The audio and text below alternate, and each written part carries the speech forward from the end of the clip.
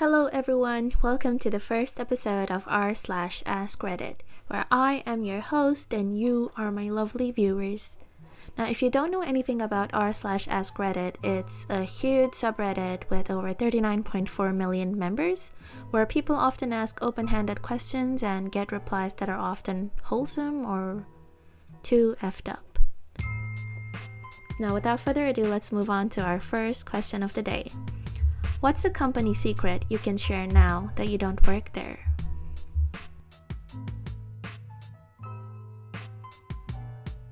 If you were on the live chat with customer care, I could see what you were typing before pressing send. I watched people work through grotesque, racist, sexist statements, fraudulent lies, mistruths, and meticulous grammar fixes, and their whole range of emotions in real time before deleting and typing. Okay. Used to work at a graphic design firm. All of our Adobe software was pirated.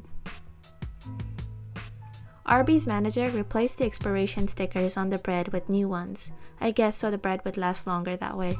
I threw out 100 plus pitas with green fuzz on them after checking the manager's work. These kind of food scams make me so angry because you're basically playing with a person's life. That could be the reason they end up in the hospital. I worked as a dog groomer for a summer. We gave your dog a treat even if they weren't good. What quietly went away without anyone noticing?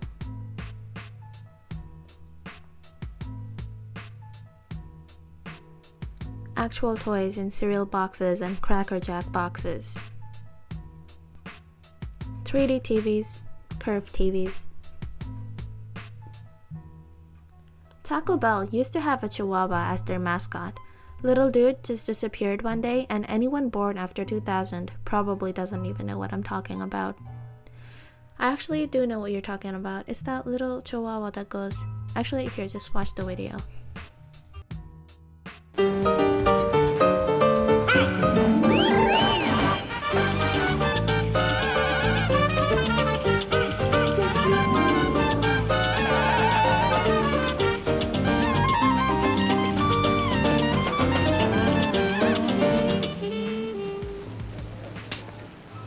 Yo quiero Taco Bell. Now you can get 2 tacos for just 99 cents. Want some?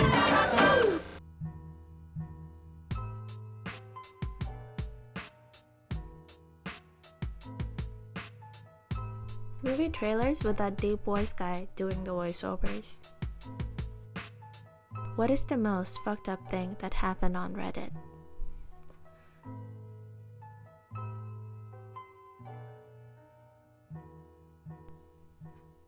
I think it's less effed up and more of a cautionary tale, but that shit stuck with me.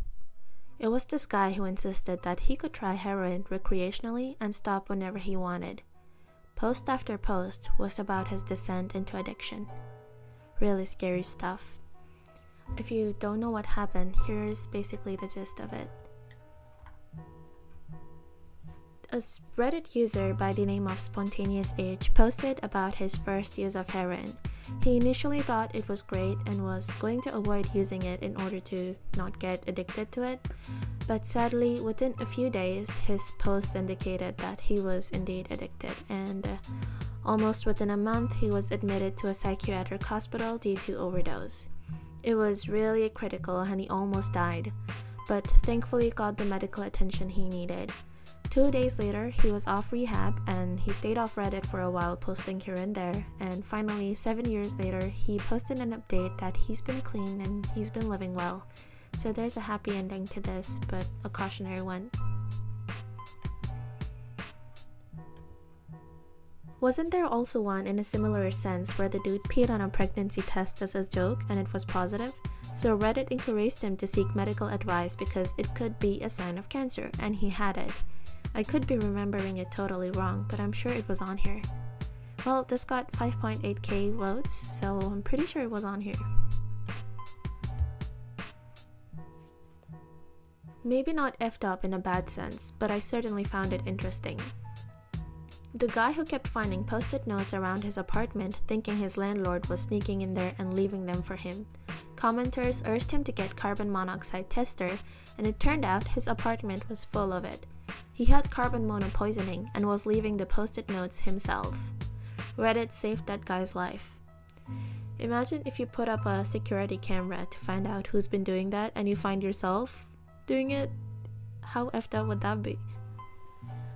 I'd say the one where the woman lost her child because her own mother used coconut hair product on her child who had coconut allergy, knowing the kid was allergic.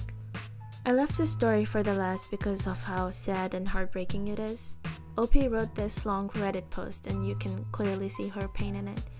It was discovered that OP's kid had coconut allergy, and they found that out after a long process of eliminating therapy, multiple trips to the hospital, and when they found out that it was coconut, she eventually thought it was funny because of how prevalent coconut is in her culture and religion. But anyway, they informed all of the family members and everyone else. They started eliminating anything related to coconut in their homes.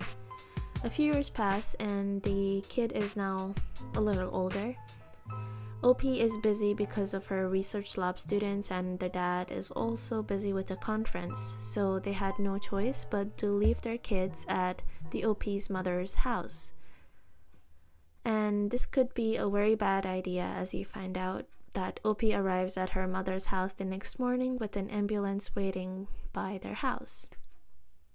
She finds out that her mother used coconut hair product on her kid and put her to sleep when she complained about how her head was hurting and how she had allergic reactions. She gave her a Benadryl and put her back to sleep again.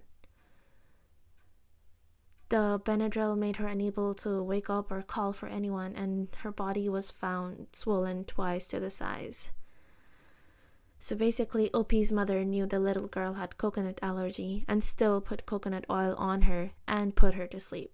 This was literally the worst case of negligence I've ever come across, and I don't think you can trust anyone more than yourself with your kids.